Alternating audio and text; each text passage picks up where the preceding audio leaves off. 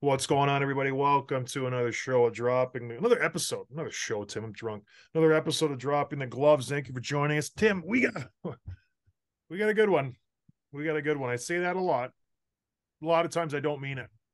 I'm just blowing smoke up the guy's behind because I want him to like me.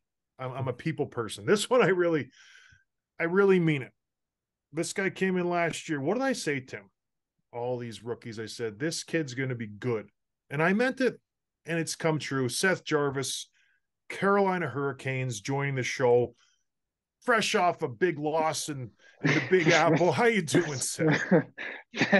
Yeah, thanks for having me, guys. This is awesome. Now let's talk about that loss. What is it like to ruin an 11 game winning streak like that in Madison Square Garden? Is that fun? You know what? No, not really. We've been like you said, yeah, we were on an absolute heater there for a bit. We were playing some good hockey last night. We kind of let it slip a little bit. We didn't play very well, but we gave ourselves a chance. And Madison Square Garden, there's nowhere better to play in the league. So for me, it's always fun. But yeah, to lose like that in the fashion we did sucks a little bit. But I mean, just another chance to start a new streak. Exactly. Now I want to talk about this a little bit because I was talking about this last episode. I played for a long time. You're on a good team now. Hurricanes are a good team. I went back and dug into your schedule. You guys haven't lost many games in a row very often. You guys got a lot of vets on your team. What's the mood on the plane like? You lose that game, like you said, you didn't play well. Is there any chatter? Are you guys upset? You jump on the plane, it's a quick flight. Who's talking? What's going on in the room in the plane in the next couple hours?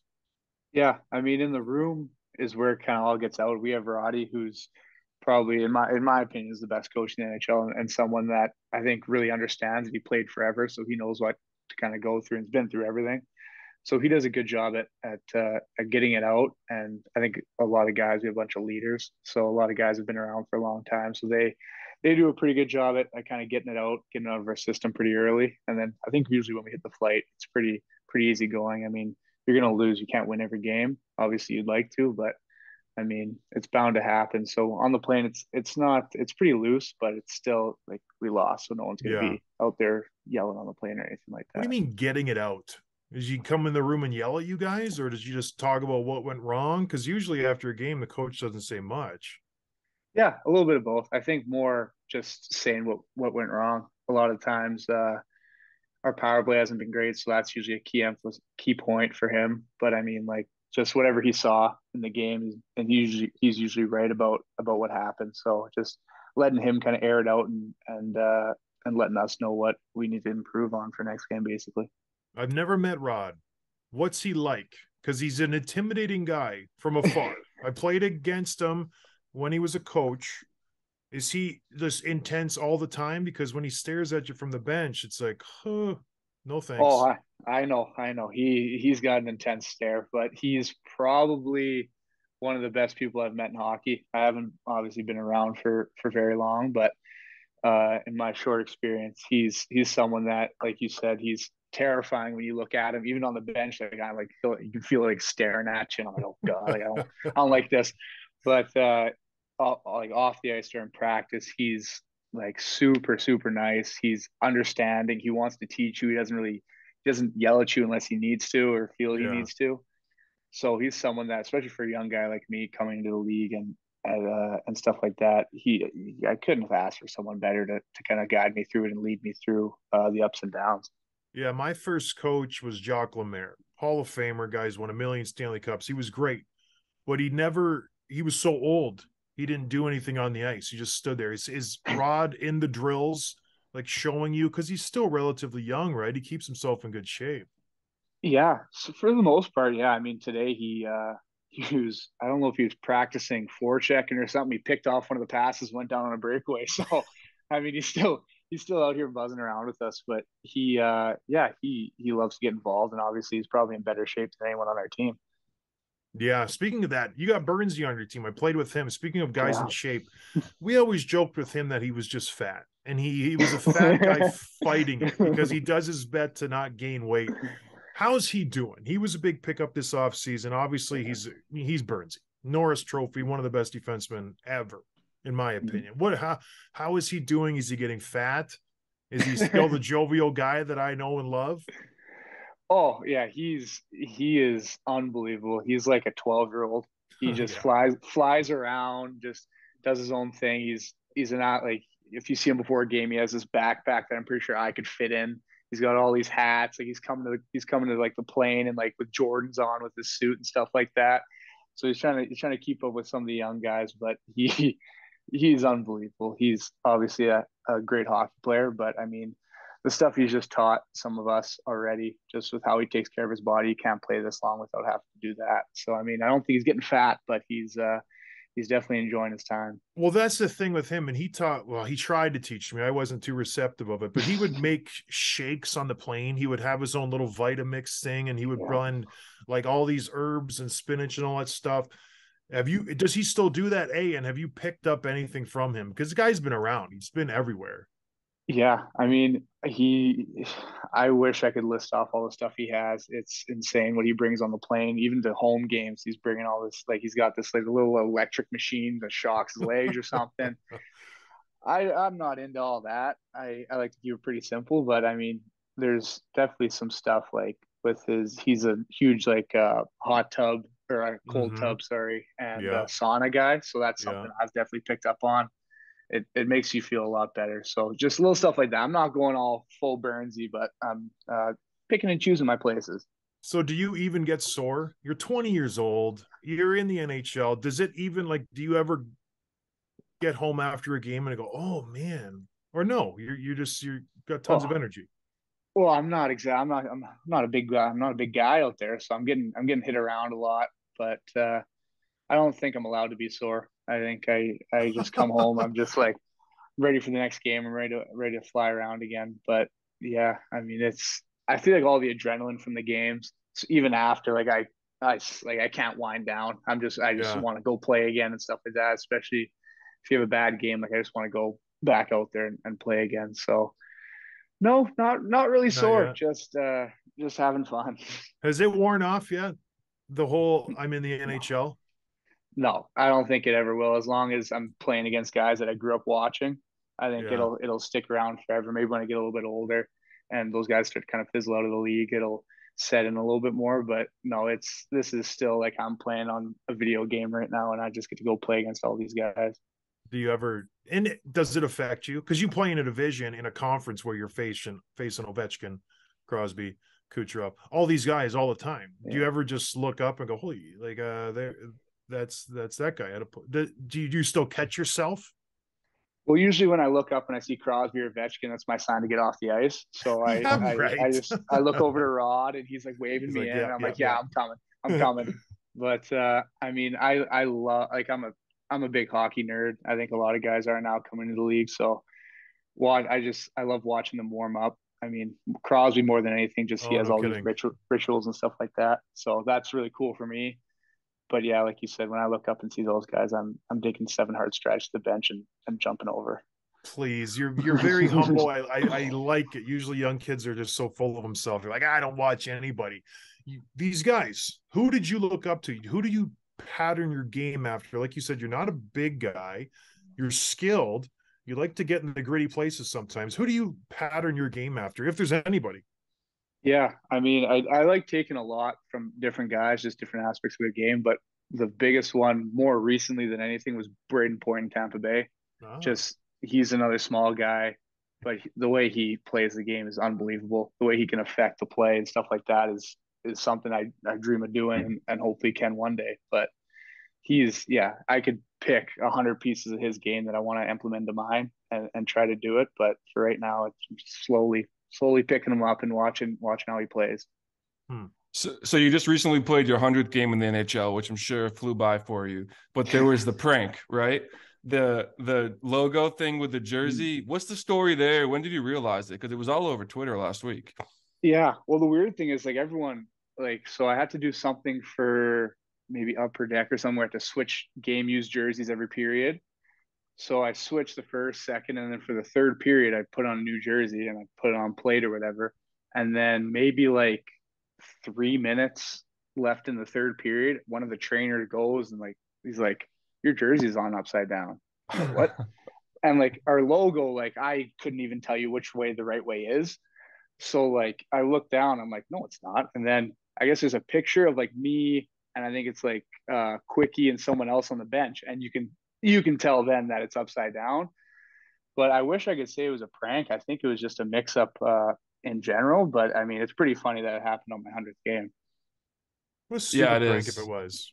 Yeah, like Martinick's not going to go in the back and like unstitch my jersey and restitch it upside down or something like that. So it'd be a tough one to pull off. But I mean, it's still kind of funny. But you're isn't the logo like it's not like you're putting the Chicago Blackhawks head upside down.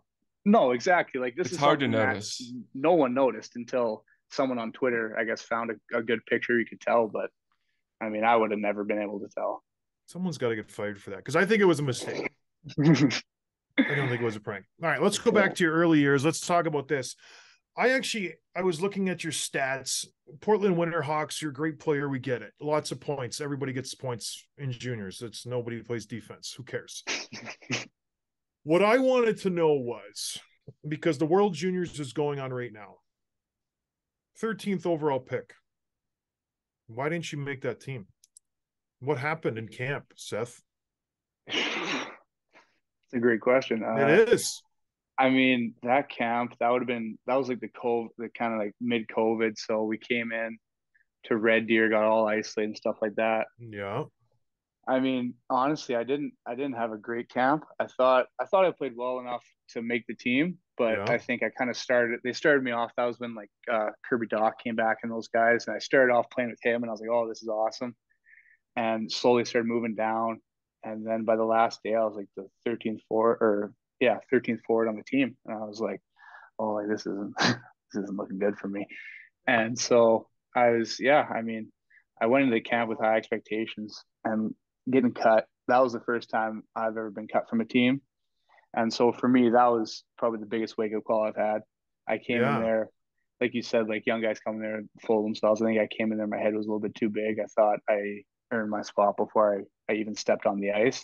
And these are the best players for your age in Canada. So you're not much better than anyone else there. Mm-hmm. So it's yeah, that was a tough one. I remember I called my mom when I got cut, and I was just it sucked because that's something you dream of playing, and I would love to go back and be able to redo that tryout and play for the team. But I mean, it's probably for the best. I think if I didn't get cut, I wouldn't have been able to have that kind of adversity like that and had to deal with uh kind of I guess that pain or whatever it was. But yeah, Yeah. it sucked. Yeah, no, it's tough. I never even listen. I didn't get asked to any international stuff, so it's an honor to get asked, and it's not like they went on and won gold or anything. So you're Yeah. oh, they did win gold. They did. No, not that year. No, Yes, they no, did, didn't they? no. Wasn't that with Lafreniere and stuff? No, they lost to the States or something. The States won that year. So they got silver, Silver, bronze, something like that. bronze, maybe. Oh, maybe Yeah. they made a mistake, Seth. No, I'm not saying anything. Your silence speaks volumes. So you go back to Portland. You're crushing it. You're first in the division. But you mentioned COVID. How tough was that? You get cut from Team Canada. You're already in a bad mood. You put all that energy back into the juniors. You're killing it. You get 98 points, and then everything shuts down. Was that another tough pill? Because it's a tough year already. Yeah. Well, that year was my draft year, so that one sucked because we were doing so well. We had a really, really good team. We had a bunch of guys that are playing pro now, and yeah, we had a team that looked like it was going to make a good run. So to lose to yeah, I think we finished with 5 games left in the regular season when they shut it down. But it was kind of like it was so abrupt. Like I think we were going to Spokane that day, and I remember we were sitting in the locker room, like hearing about there's like COVID flying around a little bit, whatever. And our coach is like, oh, like we're gonna wait an hour or two before we get on the bus just to make sure the game's still going or whatever. So I think we sat at the rink for like 5 hours. Like we were playing like tag around the rink, like running around like idiots. But all of a sudden he comes in, he's like, yeah, they canceled the game. We're gonna wait a few days. They might cancel the season. And then a few days later, they sent us all home right away. So that really sucked just with the team we had. And like you feel for the 20-year-olds that don't get to play again and lose that chance at playing on a good team and making a run. So that hurt more than anything, is watching those guys their last year kind of end like that. That does suck. And then you go right to the NHL. Well, what happens after that? You do COVID, you go to the Team Canada. Is there another year in between?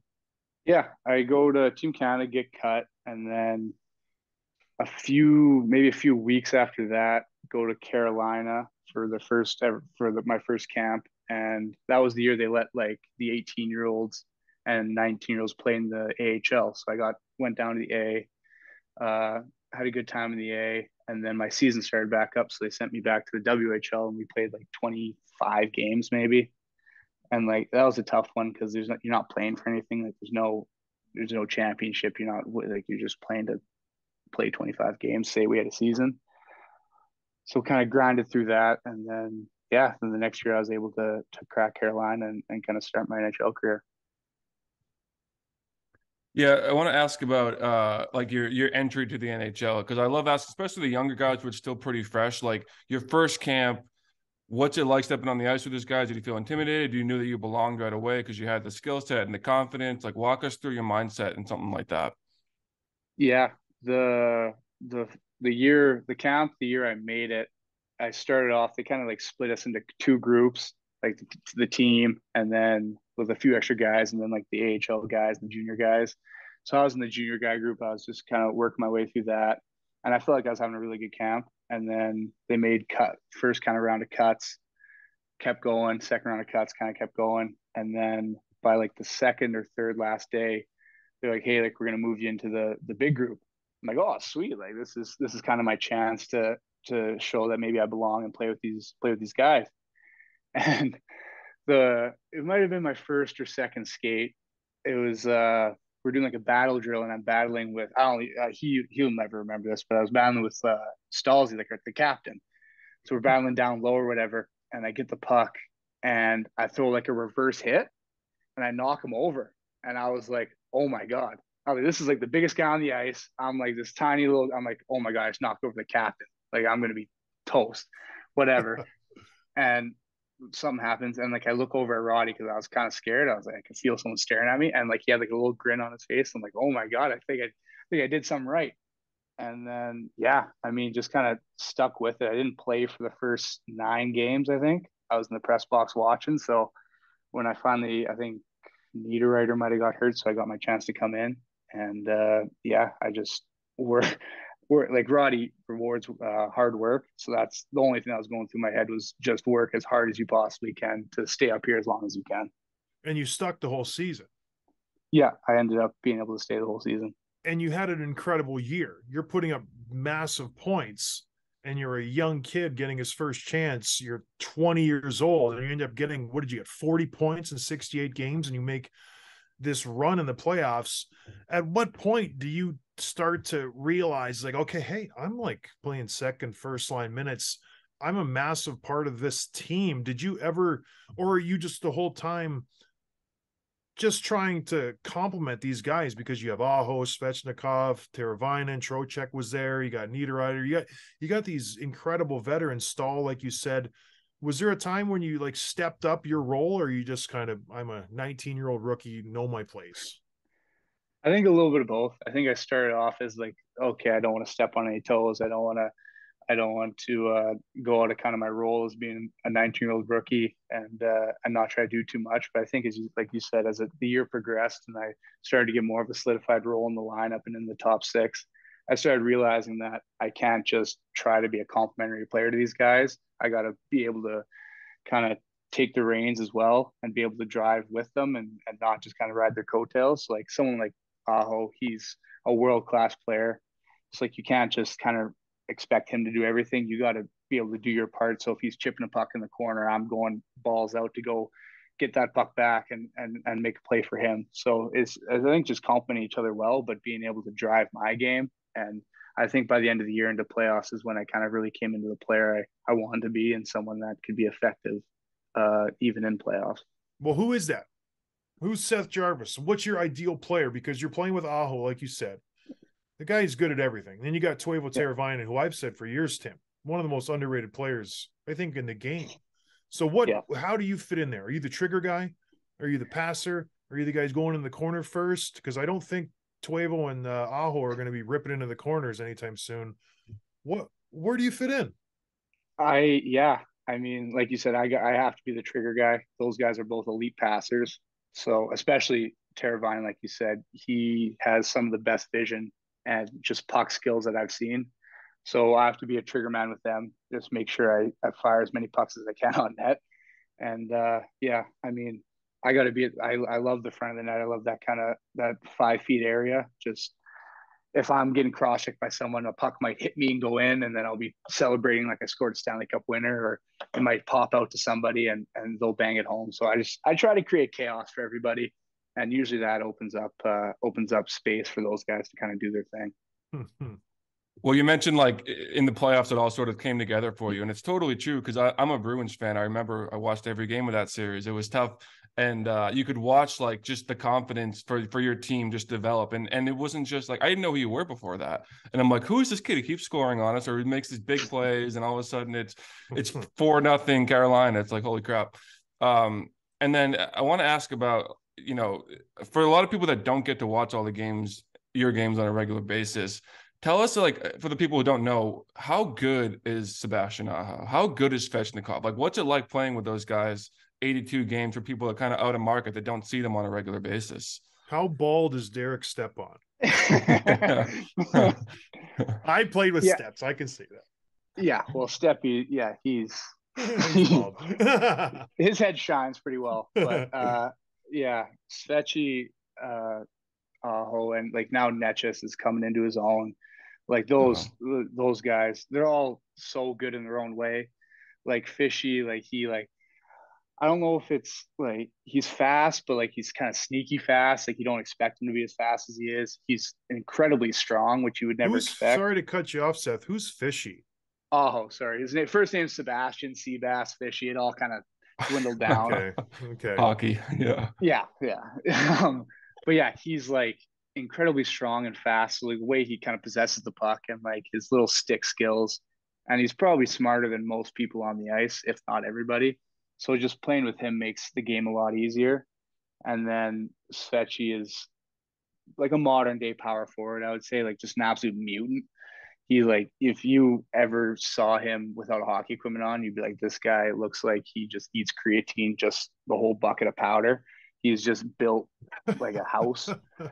So the way he can just drive the play, and like you've seen his shot. His shot is ridiculous. That's funny. And then same kind of with Netchus. His game's a lot more speed and like craftiness. He kind of weaves his way through. He does a million crossovers, flying by guys going under the triangle. So I mean, if I was an advertiser for the Canes, I would say those are 3 guys you can't miss on the ice, and those are must-watch hockey for sure.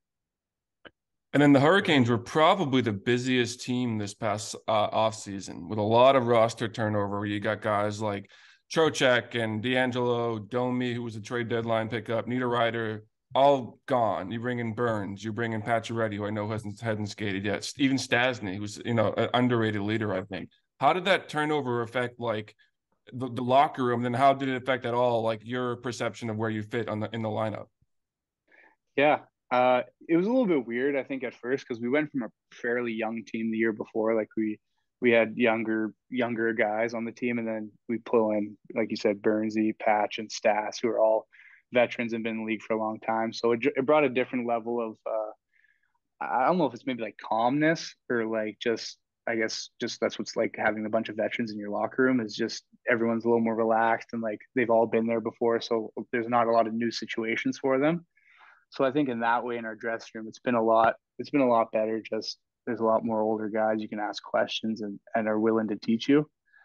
And I think, with the lineup, I mean, obviously, like you said, Patch hasn't been back yet, so that'll be a little bit different when he does. But for me, I just think it's as long as I work hard, I think I'll get rewarded. And hopefully I start putting the puck in the net a little bit more, and that'll help out the team. Seriously, that would be nice. Yeah, right? That'd be great. Let's figure that out. All right, you're 20 years old. You're in the NHL. All the young guys left. You mentioned you brought in all these old guys. what do? You get done with practice. All the other young guys are from different countries. Svechnikov, you got him, you got Kotkaniemi, you got who else is young? I don't even know. There's not a lot of young guys on the team. What do you do for fun? Yeah, that's a good question. We play. Pause. He's gonna start crying. I'm sorry, Seth. Yeah.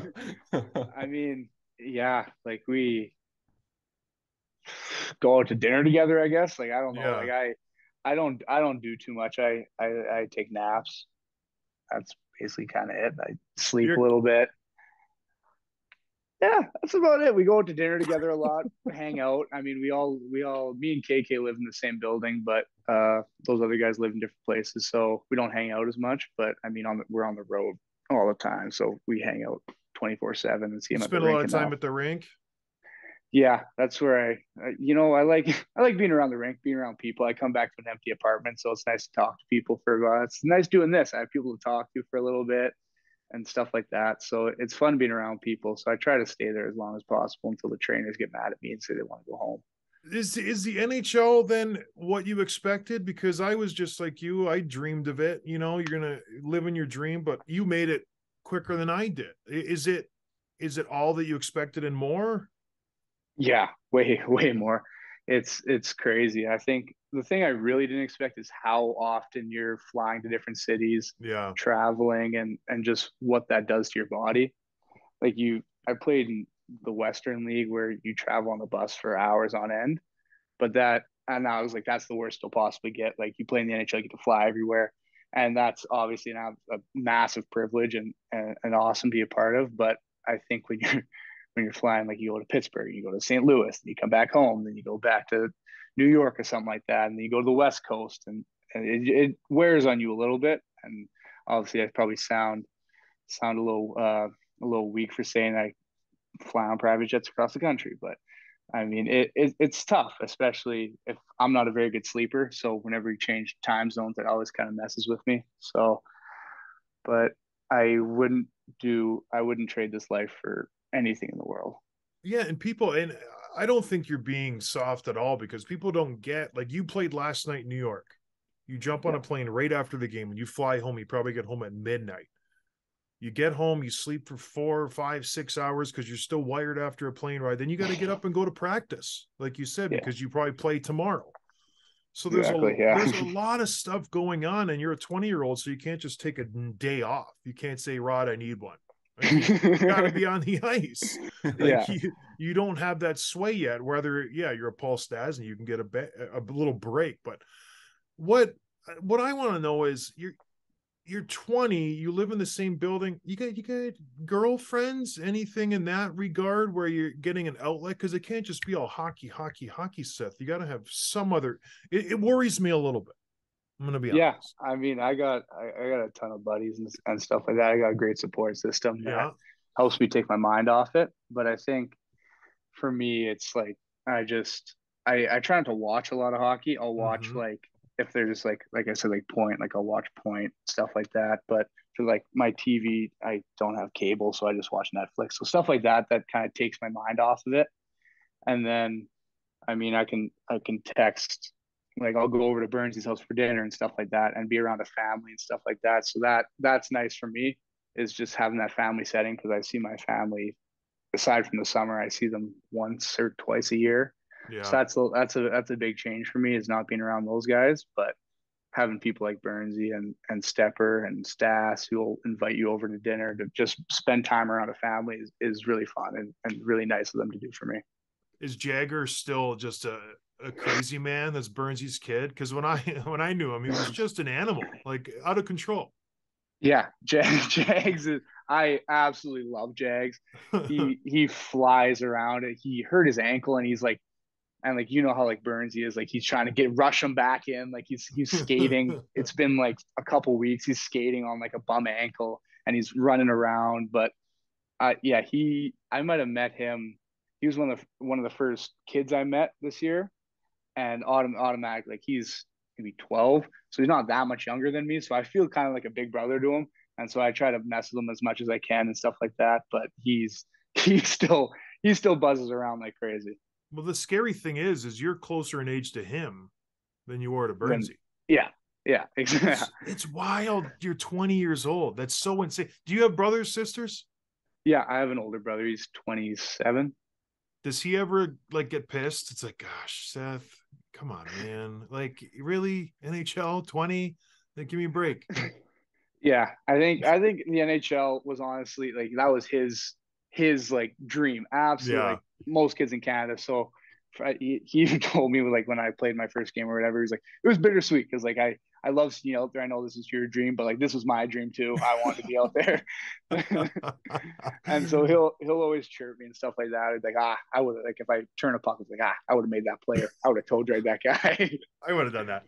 It's Yeah. so funny. I have a younger brother, and I still think he resents me because there's something about a Canadian and brother. I have an older brother too, but I think he was cool with it. But my younger brother, not a big fan.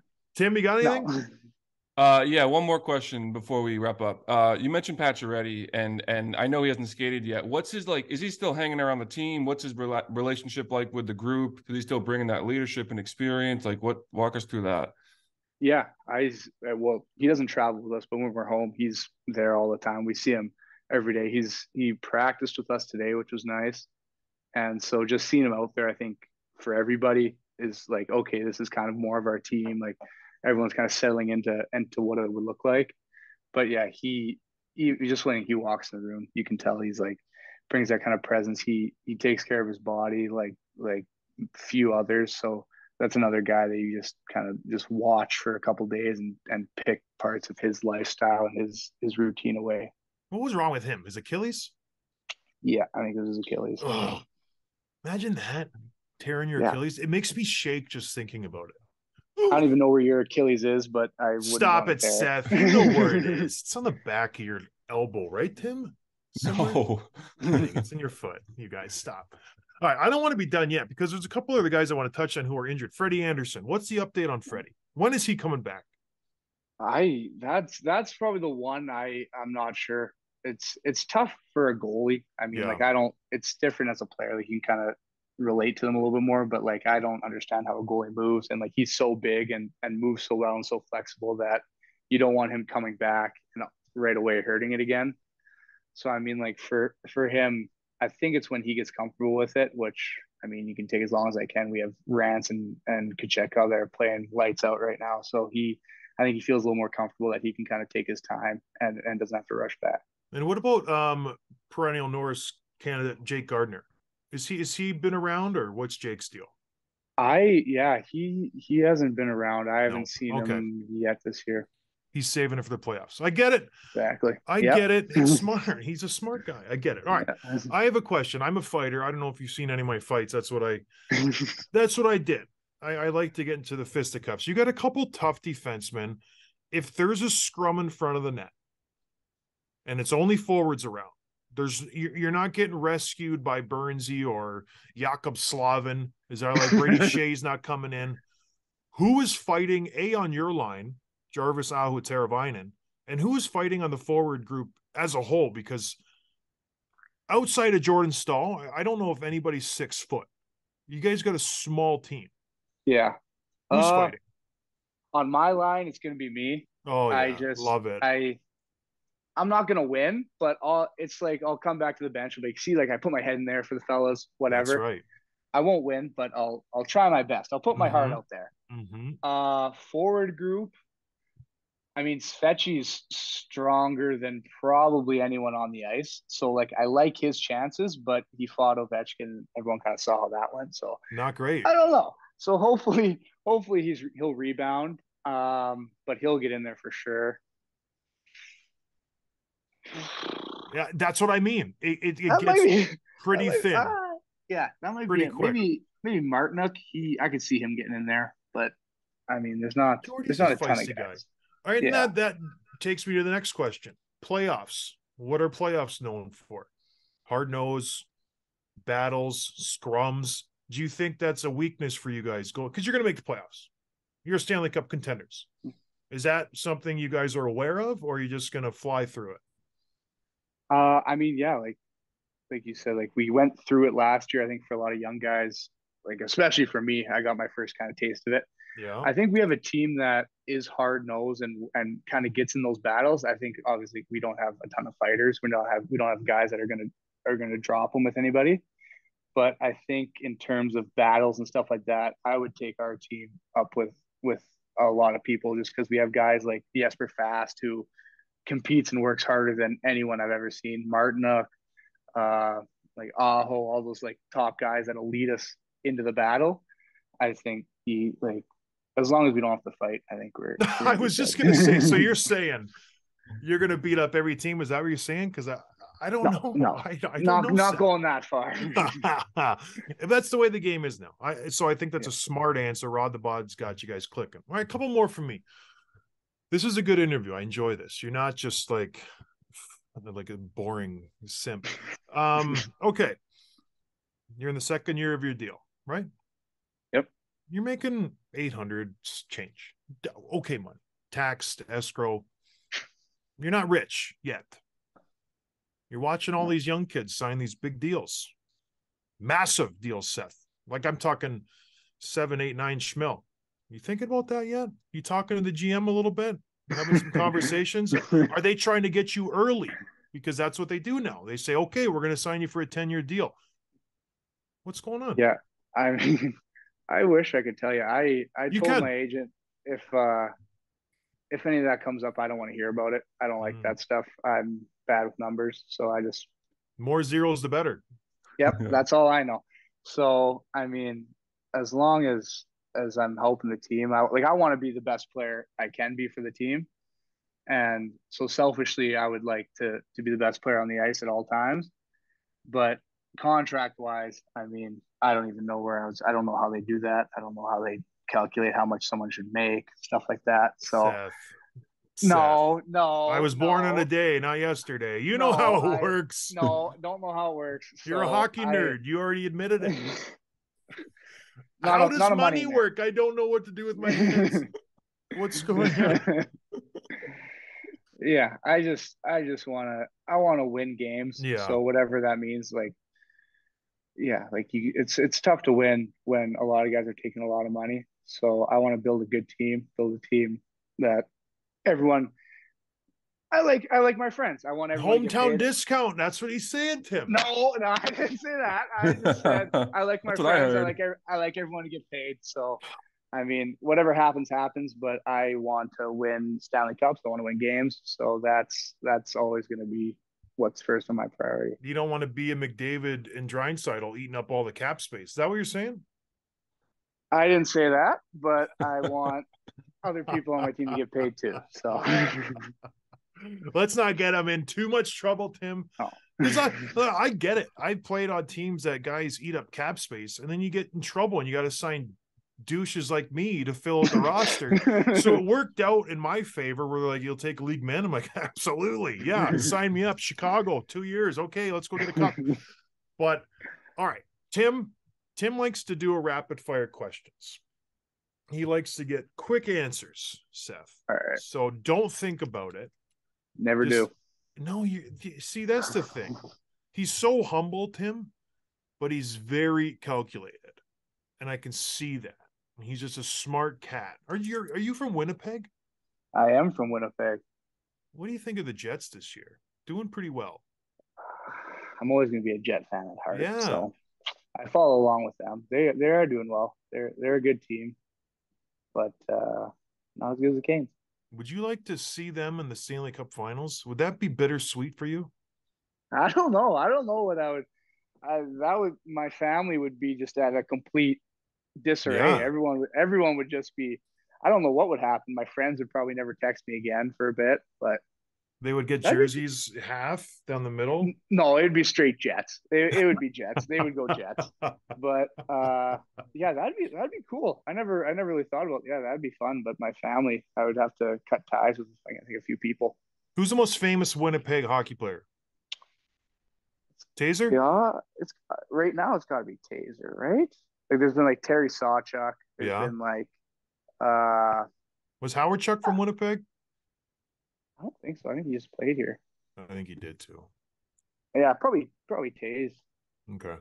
Does he ever pull you aside? You're both Winnipeg boys, or is it too big of an age gap? I don't think he knows who I am. He So, knows who no, you are. no, I don't think he probably doesn't know I'm from Winnipeg or anything like that. He's a big World Juniors guy, so never mind. Oh, If he would have played right. on that team, he would have known. Yeah, that's true. He probably doesn't know who you are. All right, Tim. Rapid fire. Okay. Rip them out here. Favorite subject in school? Jim. Oh gosh. Love it. Celebrity crush. Jim.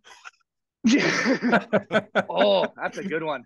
Right now, maybe Jenna Ortega. Who's that? Tim, you know who she is? I know she's in that new show Wednesday. I haven't seen it, but she's like the hot new thing right now. Yeah. It sounded like a wrestler. Yeah, I'm a follower, so I just went the most popular thing. I don't know who that is. That's sad. So follow up, what shows have you binged recently? I'm starting Arrested Development right now. That's a good one. Yeah. Good man. Good man. Who's the hardest defenseman to play against? Probably McAvoy. Charlie McAvoy. Why would he be so hard? Just positionally? He's so good, John. Yeah, like he's smart. He can skate. He's physical. Like he's got all those things that like makes it tough to play against him. So I mean, he's a really good defender. No kidding, Charlie. Okay, fill in the blank. Slavin is a top blank defenseman in the league. 2. Behind Makar? Are we going defensive defenseman or overall? Overall. Defensive defenseman, number 1. Overall, I'll go top 3. Top 3. Oh my gosh. Who's the rest of the 3? Makar and probably Hedman. I'll go Hedman and then Slavo. Here's a question. I took a lot of heat on this for Twitter. Give me 5 players that you would take into battle in the playoffs. 2 defensemen, 3 forwards. The ultimate line right now playing in the NHL. Go. Ultimate. Oh, okay. Playoffs. I got to keep that in mind. I'll go Brad Marchand. I like it. I got to go Crosby. Like it. And then, I got to give him another winger. Oh, I don't. This is a tough one. Give it to me right now. Come on, Seth. Marchand, Crosby. I'll go to the D man. I'll go Slavo. Okay. And Makar. Okay, love it. And then the last forward. I'll go my boy Svechy. I love it. Oh, I love it. Okay, that's fantastic. I think that's a winning combination right there. Who were you thinking of the last player? Like a Matthews maybe, or Kucherov, a Bergeron, a McDavid maybe? I got Crosby down the middle already, so I don't know about Bergeron, but like I usually like any of those guys, but I love like the power grit. Like I love like Marchand will get in the corner, go muck it up. A two-way player, right? Yeah, like Crosby's Crosby. He'll do whatever and work his tail off on both ends of the ice. Love it. And then I got Svechy. He's a mutant and fires the puck. Like there's not much more you need. I think that's Tim, don't you think that's a great lineup? That's a winning line. Oh, and this was a winning Nothing controversial about it. I tell you what, I didn't know what to expect. I saw a picture be online. I'm like, I don't know about this guy. I don't know how he's going to be. Exceeded all my expectations. Oh, thank you. Dude, you're unbelievable. You killed it. You got to come back on the show. Can you please? Anytime you need me. I'm not doing anything. Well, don't give me that open door because you'll be here all the time. We don't talk about anything. So listen, go get a nap, go out for dinner, and then go to the rink, and good luck tomorrow. Get back on the winning ways, and let's be in touch. Maybe we can touch base before the playoffs because you guys, I tell you what, Seth, keep rolling, my friend. It's a good thing. Much. Yeah, thanks for coming on. Tim, anything else? No, thanks for coming on. This is great. Good luck. Awesome. Thank you guys for having me. This has been sweet. Love it, man. Thanks for listening, everybody. Cheers.